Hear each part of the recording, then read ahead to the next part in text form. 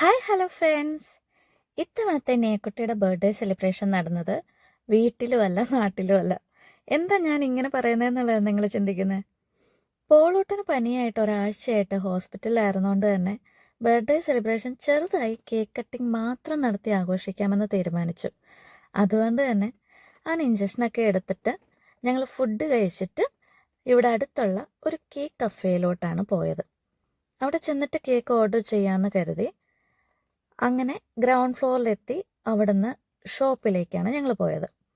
ഒത്തിരി variety of cake അവിടെ ഉണ്ട് കേട്ടോ. 1 kg-യിലും ഹാഫ് kg-യിലും കേക്ക്സ് അവൈലബിൾ ആയിരുന്നു.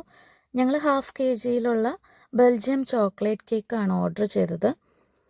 പിന്നെ കേക്ക് ഓർഡർ ചെയ്യാൻ നിന്ന് കഴിഞ്ഞാൽ പിള്ളേർ തമ്മിൽ കടിപിടിയാകും ഏത് ഓർഡർ ചെയ്യണമെന്നുള്ള കാര്യത്തിൽ. എന്തായാലും നമ്മൾ അവസാനം സെലക്ട് ചെയ്ത കേക്ക് എന്തുകൊണ്ടും ബെറ്റർ ആയിരുന്നു. നല്ല ടേസ്റ്റി കേക്കായിരുന്നു. അപ്പം ബാക്കി വന്ന കേക്കുമായിട്ട് പോളൂട്ടം പോകുന്ന പോക്കാണ് കാണുന്നത്. ഞങ്ങൾ കുറച്ച് സമയം അവിടെ സ്പെൻഡ് ചെയ്തു. പിന്നീട് ഞാനും കരോളും അമ്മച്ചിയും കൂടെ വീട്ടിലോട്ടും അച്ചാച്ചനും പോളൂട്ടനും ഹോസ്പിറ്റലിലോട്ടും തിരിച്ചുപോയി. ചെറിയൊരു കേക്ക് കട്ടിംഗ് ആണെങ്കിലും എല്ലാവരും ഹാപ്പി ആയിരുന്നു.